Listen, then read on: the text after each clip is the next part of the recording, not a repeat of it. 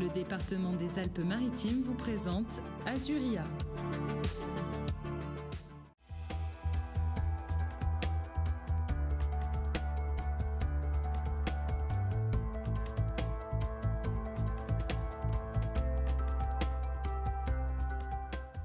Bonjour à tous, bienvenue dans Azuria, votre magazine numéro 3 consacré à l'intelligence artificielle dans les Alpes-Maritimes.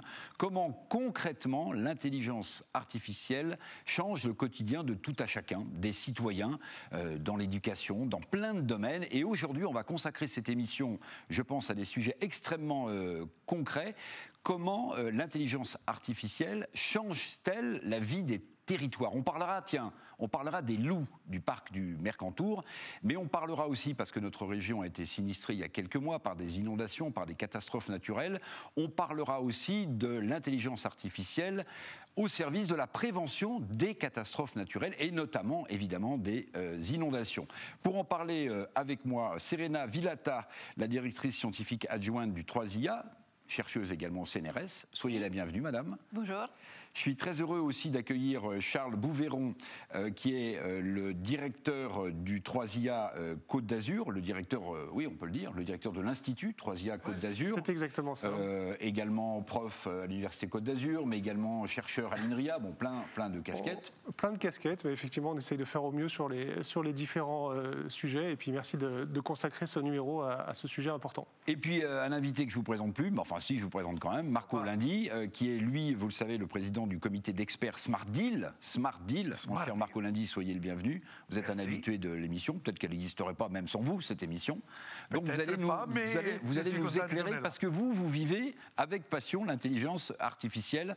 Et je vous donnerai la parole. Mais je voudrais qu'on commence, avant de parler des loups du Mercantour, avant de parler de la prévention des catastrophes naturelles, je voudrais qu'on parle d'un sujet d'actu, tout bêtement. Je ne sais pas si vous avez vu, la Commission de Bruxelles a décidé d'encadrer, Serena Villata, l'intelligence artificielle pour, dit-elle, protéger les citoyens européens. Est-ce que ça vous inquiète de voir l'administration bruxelloise s'emparer de l'encadrement de l'intelligence artificielle? Non, en fait, ça ne m'inquiète pas. Je pense que ça va bien répondre aux tensions qu'on est en train de souligner dans plusieurs comités d'éthique en Europe, en général. Auxquels vous participez? Ben oui, en France, je participe au comité national pilote d'éthique du numérique. Et notamment, il y a plusieurs tensions qui sont soulignées. Non pas les robots tueurs, disons, mais vraiment quelle est la responsabilité des systèmes intelligents, du coup, les voitures, par exemple, autonomes, pour donner un exemple qui parle à tout le monde. Alors, Marco Landi, vous avez suivi une conf, je crois, à distance. Vous avez écouté des commissaires européens, Thierry Breton, du côté français, parler de cette prochaine nouvelle réglementation de l'IA au niveau européen. Ça vous inquiète, ça vous inquiète pas? Non, ne m'inquiète pas dans le sens que moi je pense qu'il faut avoir des règles. C'est la raison pour laquelle nous, comme Smart Deal, on cherche toujours de promouvoir une intelligence artificielle qui met au centre l'homme. Il faut protéger, et surtout les données, parce qu'autrement on va violer ce qu'il est notre souveraineté, notre possibilité d'avoir les pouvoirs sur nos données. Charles Bouveron, directeur de l'Institut 3IA, qu'est-ce que vous pensez de ce futur encadrement? Bon, je dis ça sans rire, mais parfois on se méfie un peu quand Bruxelles met son nez dans des affaires. On se dit, oulala, ça va être complexe, on va empiler des choses, on va empiler des règlements, et puis peut-être que la liberté de travailler l'intelligence artificielle sera un peu modelée. Oui, alors moi je ne suis pas inquiet non plus, parce que alors déjà, de toute façon, il y a deux façons de travailler. C'est-à-dire que soit on travaille à la méthode européenne, où effectivement on va être beaucoup plus dans la prudence, pour autant en faisant la recherche, et puis peut-être d'autres versions plus chinoises, où on avance de façon débridée. Effectivement, je pense que la stratégie européenne est quand même plutôt raisonnable. Et si c'est fait en bonne concertation avec les scientifiques, moi, c'est quelque chose qui ne m'inquiète pas et au contraire, qui, je pense, va rassurer nos concitoyens. Et c'est vraiment important parce que pour que les gens aillent vers l'IA, acceptent l'IA, il faut aussi qu'ils puissent la comprendre et puis qu'ils soient en confiance. Et je pense que ces éléments font partie de cette histoire qu'on essaie de construire. Alors, je vous le disais en commençant cette émission, Azuria, elle est consacrée, cette émission, à la vie des territoires. Comment l'intelligence artificielle, de manière très concrète, pour le quotidien de tout à chacun, peut changer la vie des territoires. Alors, on va parler des loups loup du Mercantour, parce que vous savez que dans ce parc national magnifique que la terre entière nous envie, il y a beaucoup d'espèces. Il y a évidemment la plus emblématique des loups, mais il y a aussi des biches, il y a aussi des cerfs, il y a aussi des sangliers, il y a aussi des blaireaux. Et des chercheurs ont installé des photopièges pour faire des vidéos, pour faire, notamment de nuit, parce qu'on sait que les animaux se déplacent beaucoup la nuit, notamment des photos. Mais la difficulté, on en parlera avec Charles Bouveyron tout à l'heure, la difficulté, c'est de pouvoir traiter toutes ces photos, tous ces contenus. Et les algorithmes, l'intelligence artificielle, viennent au secours de tout cela. Mais avant qu'on voit ce sujet de Claudia Olivier, qui est consacré au parc du Mercantour et au loup du parc du Mercantour, je voudrais que vous me commentiez, Charles Bouveyron, mais aussi vous, Madame Villata, cette photo absolument exceptionnelle. C'est un cliché qui a été pris le 3 mars 2021 par Laurent Giacomoni. C'est évidemment là aussi une photo piège. C'est une meute, on dit que c'est la plus ancienne meute de France. Il y a 8 loups, Charles Bouveyron, qui traversent une rivière, un cours d'eau. C'est vraiment exceptionnel, ce cliché. Alors oui, alors je crois que ça l'est. Alors après, c'est vrai que c'est pas du tout mon domaine de compétences, mais effectivement, dans le travail avec les collègues du parc du Mercantour, j'ai effectivement appris que la plupart des meutes de loups étaient plutôt de l'ordre de 2, 3, 4 individus au maximum. Donc en ce sens, ça a l'air effectivement d'être exceptionnel, mais je laisse les spécialistes faire un commentaire dessus. Alors Mme Villata, je ne sais pas si vous avez peur des loups, je ne sais pas si vous êtes une spécialiste, mais enfin, quand je vois ce cliché avec 8 loups, c'est quand même prodigieux, enfin. Ben oui, c'est prodigieux et surtout c'est prodigieux de vous présenter après comment l'intelligence artificielle peut analyser ces images automatiquement. Marco, lundi, sur ma meute de loups, là, vous trouvez ça quoi? Mais c'est magnifique, ouais. Parce que je n'ai pas vu d'autres, surtout 8. C'est pas 1 ou 2, ça c'est quelque chose qu'il dit comme nous, on est obligés à chercher de protéger ce patrimoine naturel magnifique que nous on a. Alors, on va regarder le sujet de Claudia Olivier, consacré donc au loup du Mercantour. Comment traiter toutes ces informations, toutes ces photos, toutes ces vidéos grâce à des algorithmes pour suivre l'évolution des espèces, pour suivre leurs déplacements, pour suivre leur nourriture. Regardez ce sujet et on en parle tout de suite après dans Azuria avec mes invités.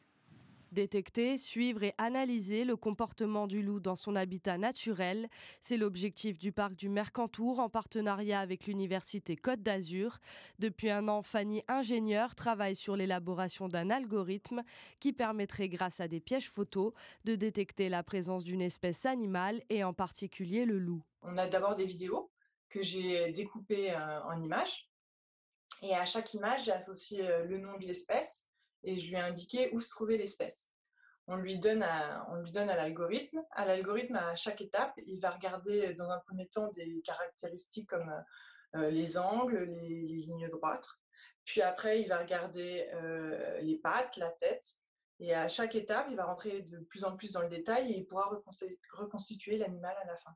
Un gain de temps et de moyens pour Nathalie Siffer, chef du service connaissance et gestion du patrimoine du parc du Mercantour.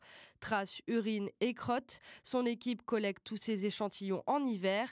Les pièges photographiques et l'intelligence artificielle permettent d'avoir un suivi tout au long de l'année. En été, on a un petit peu plus de difficultés, puisque là, c'est difficile de trouver des indices. Et c'est là où, notamment, on commence à utiliser de plus en plus les pièges photographiques. On dit pièges photographiques, mais qui font aussi des vidéos et qui, placés à certains endroits, vont pouvoir filmer les animaux qui passent. Même s'il reste toujours difficile de connaître la race exacte de l'espèce. Un loup ressemble à un autre loup, à part s'il a vraiment un problème avec une queue un petit peu tordue ou alors une patte boitillante. On va pouvoir le voir. Sinon, on ne peut pas savoir quel loup est passé. Par contre, on peut savoir si des loups sont passés et combien. Ce projet permet donc de dimensionner et cartographier la présence du loup au niveau national, une approche qui va encore gagner en précision dans les 2 années à venir. Voilà. De manière très concrète, Charles Bouveyron, on peut dire que vous supervisez le côté scientifique de tout ce qui se passe grâce à l'IA. Je le disais, il y a beaucoup de contenu par définition, il y a beaucoup d'images, il y a beaucoup de vidéos, il y a même des choses que l'œil humain ne repère pas mais que l'algorithme repère. Exactement. Là, c'est vraiment l'outil IA qui va vraiment être à l'aide des guides du parc du Mercantour.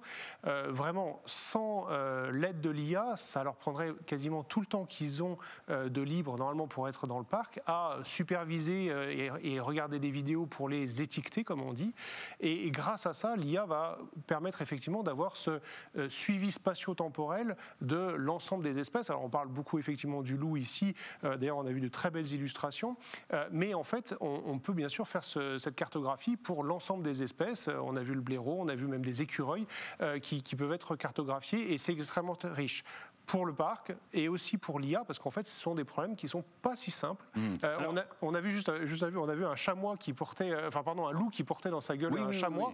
Vous imaginez la difficulté pour l'intelligence artificielle de reconnaître l'espèce dans ce cas-là. Mais comment ça marche très concrètement? Comment ça marche? Donc on a toutes ces vidéos, on a toutes ces photos. Comment est-ce qu'on applique l'algorithme? Et ensuite, quel est le travail très concret? Je m'adresse à vous deux. Comment est-ce que ça fonctionne?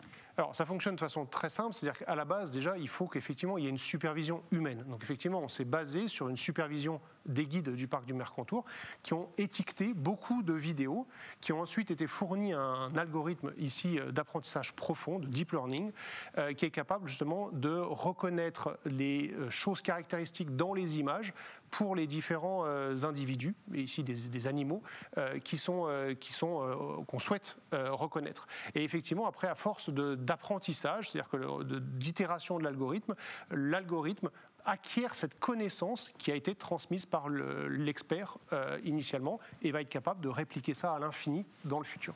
Serena Villata, sur le fonctionnement, sur le rapport entre le contenu, j'allais dire éditorial, c'est un contenu éditorial, c'est une photo, c'est une vidéo, et le travail de l'algorithme, il y a encore beaucoup de progrès qui peuvent être faits?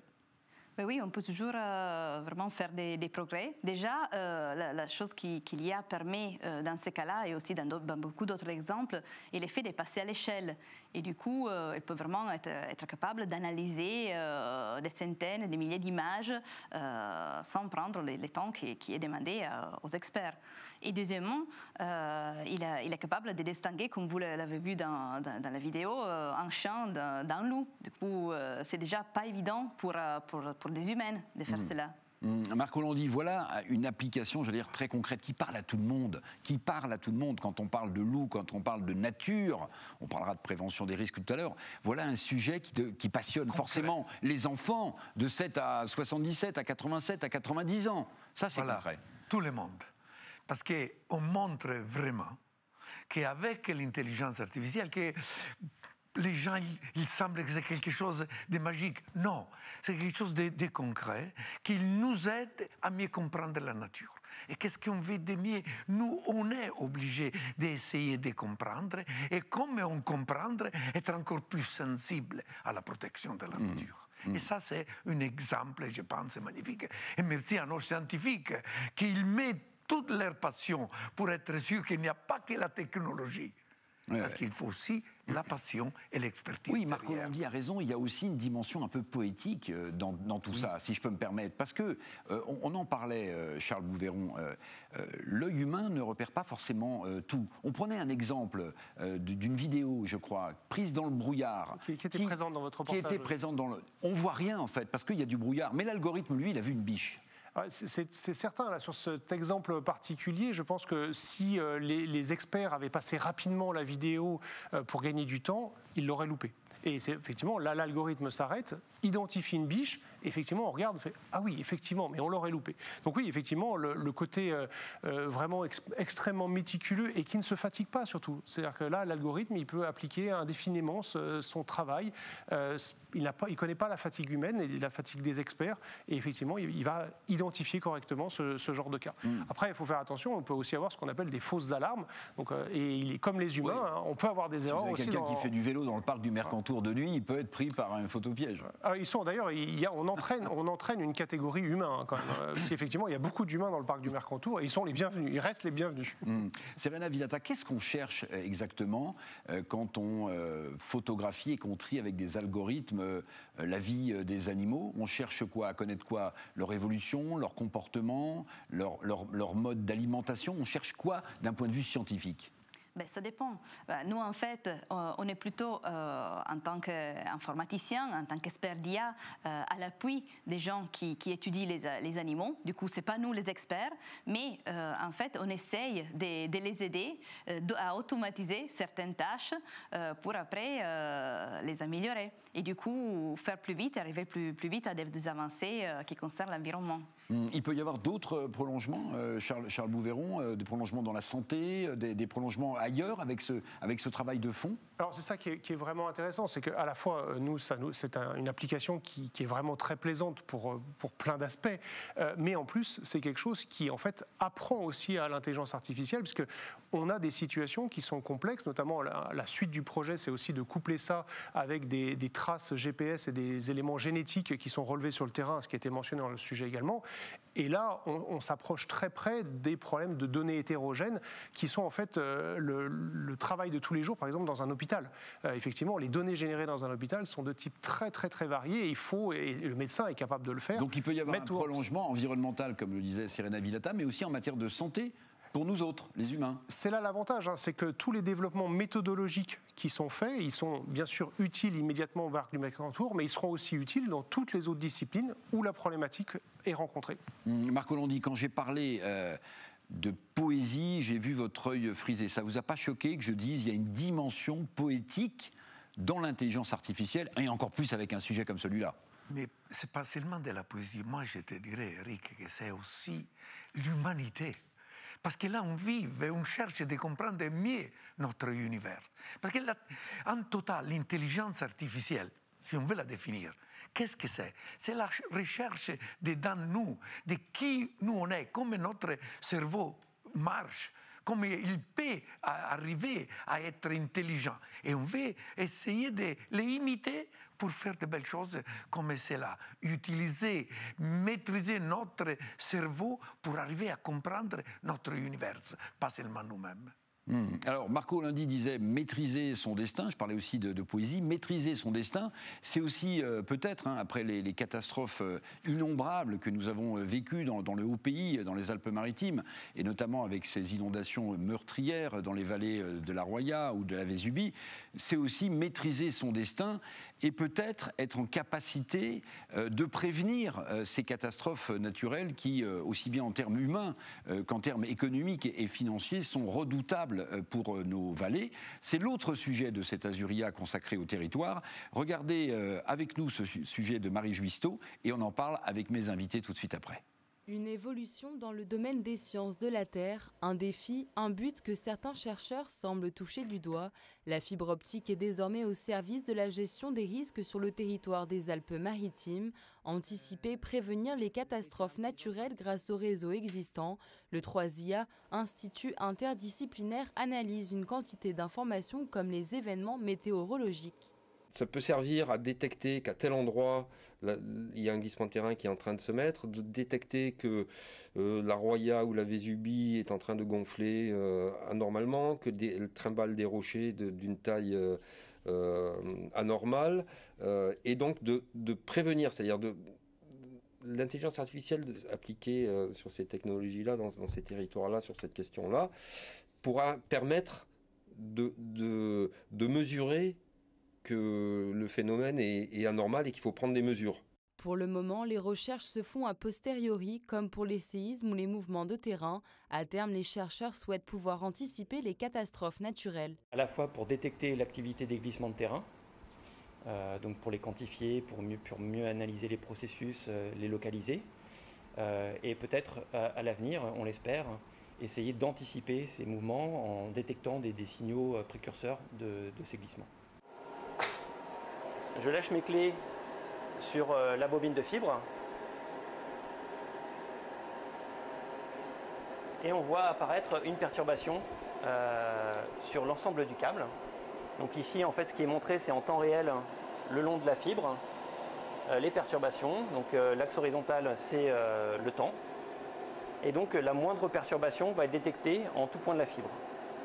Chaque donnée transmise par ces fibres optiques est analysée, des informations qui courent sur des dizaines de kilomètres, une masse impossible à traiter par l'homme, c'est là qu'intervient l'intelligence artificielle. On fait appel à des méthodes de machine learning, donc d'intelligence artificielle qui, lorsque vous les nourrissez avec cette avalanche de données, en y rajoutant quand même des informations a priori, il faut toujours quand même expliquer ce que l'on veut détecter, ce que l'on veut en faire, eh bien la machine va apprendre à partir de ces données, va de manière automatique extraire une information qui est pertinente. Des schémas applicables notamment aux risques environnementaux. Grâce à leur sensibilité extrême, les fibres optiques peuvent être des outils majeurs quant à la prédiction des inondations, des crues violentes et des glissements de terrain. L'objectif est donc de formater des logiciels capables d'appréhender des phénomènes météorologiques comme la tempête Alex en octobre dernier dans les Alpes-Maritimes, un téraoctet de données qui pourrait permettre de sauver des vies et éviter des catastrophes écologiques. Charles Bouveron, on le voit, le couple gagnant pour prévoir les catastrophes naturelles, c'est la fibre optique plus l'IA. La fibre optique, c'est le tuyau qui remonte les infos, et l'IA, l'algorithme, c'est ce qui va trier et nous permettre peut-être, espérons-le, de prévoir. Alors là c'est un sujet qui est très intéressant parce qu'effectivement, c'est quelque chose qui est une technologie passive au sens où les fibres, elles existent et on va juste exploiter ce réseau existant pour essayer de récupérer l'information. Et effectivement, toute la difficulté, par contre, elle est reportée sur l'intelligence artificielle qui est vraiment ici en charge de traitement du signal et d'être capable d'analyser tous les signaux qui sont remontés entre des signaux du passage d'une voiture qui est tout à fait banal à un glissement de terrain qui est tout à fait anormal. Un mot très rapidement avant de poser la même question à Serena Villata. On a vu le professeur à l'Institut 3IA. C'est quoi l'Institut 3IA que vous dirigez? Alors, c'est un institut interdisciplinaire d'intelligence artificielle. C'est un des 4 instituts d'intelligence artificielle français. Donc, on a été labellisé en 2019 après l'étude par un jury international. Et on a 3 champs d'application principaux, la santé, la biologie et les territoires intelligents. Donc, le sujet de cette émission est vraiment l'un de nos axes de recherche principaux. Serena Villata, on va pouvoir prévoir les catastrophes naturelles? Ben oui, bien sûr. L'intelligence artificielle va vraiment nous aider dans cette direction à analyser, comme il a été dit, une quantité de données qui est énorme, qui est intraitable par les humains, mais que les machines peuvent le faire.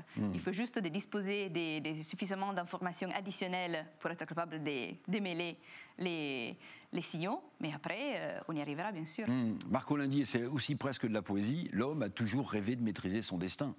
Et donc prévoir les catastrophes naturelles, c'est une façon de jouer son destin, de le prévoir. Notre univers est comme ça. On l'a vu avec Alexa, qu'est-ce qu'il s'est passé.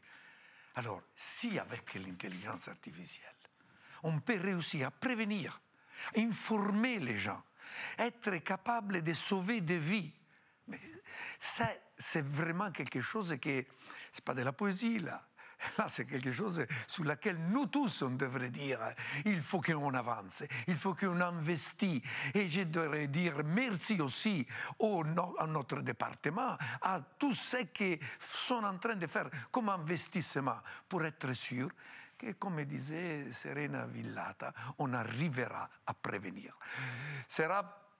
On ne va pas l'empêcher. Mais si déjà on est capable de les prévenir, on a déjà fait un grand progrès. Charles Bouveron, l'intelligence artificielle n'a pas de limite, j'allais dire. Vous parliez des 3 sujets qui sont les vôtres aujourd'hui à l'Institut 3IA, mais on a le sentiment que ça peut s'ouvrir à tout. Alors, en fait. Il n'y a pas de limite. Aujourd'hui, si, il y a beaucoup de limites. Par contre, on travaille à repousser les limites. Et dans l'état actuel des connaissances. Dans l'état actuel des connaissances, il y a quand même encore beaucoup de sujets qui sont ouverts, comme on dit, des problèmes ouverts. Notamment, c'est vrai qu'aujourd'hui, on est beaucoup sur une IA qui apprend de l'homme, de l'expert, et on aimerait, dans le futur, avoir une IA qui est capable de s'adapter à des environnements qu'elle ne connaît pas, comme un enfant le fait, en fait. Donc là, effectivement, il y a encore beaucoup à faire, mais aujourd'hui, on a déjà des résultats qui sont très probants et qui sont, comme on l'a illustré aujourd'hui, déjà utiles. C'est bien d'avoir, Marco, côte à côte, un chercheur de l'INRIA et une chercheuse du CNRS. Serena Villata, on repoussera les limites de l'IA au fur et à mesure que la science progressera. Ben oui, c'est ça l'objectif en fait que nous on vise, tout en essayant après de mettre l'IA vraiment à service de la société, parce que c'est pas juste pour nous, pour développer des outils techniques qui nous font plaisir bien sûr, mais c'est vraiment pour aider dans des tâches comme la détection par exemple des tremblements de terre.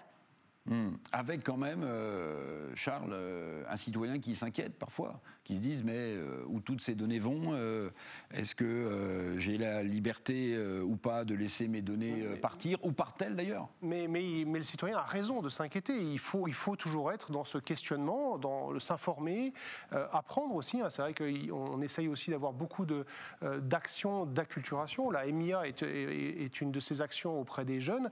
On essaye aussi d'avoir, nous, des formations à l'université pour que le plus grand nombre de gens puissent être acculturés à l'IA, pour être effectivement dans ce questionnement et puis prendre les décisions. Ok, je consens à donner mes données, ou au contraire, non, là, je souhaite ne pas les donner. C'est très important pour les citoyens. Marco l'a dit, parce que, tiens, un peu de poésie pour finir, parce que si le citoyen peut s'inquiéter d'où vont ces données, le loup du Mercantour, lui, on ne lui demandera pas son avis. Certainement pas. Mais je voudrais te dire une chose. On a ici des chercheurs qui nous ont fait comprendre bien l'importance de l'IA. Mais il faut qu'on investisse. Parce que pour mettre en avance de plus en plus, il faut investir. Merci beaucoup à tous les trois. C'était un nouveau numéro d'Azuria, numéro 3, consacré au territoire, avec des exemples concrets. J'espère qu'ils vous auront passionné.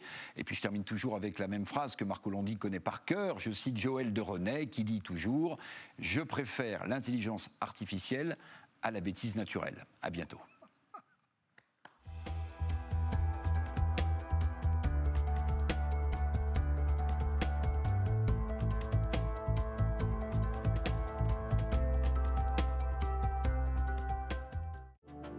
Un département Smart Deal pour vous avant tout.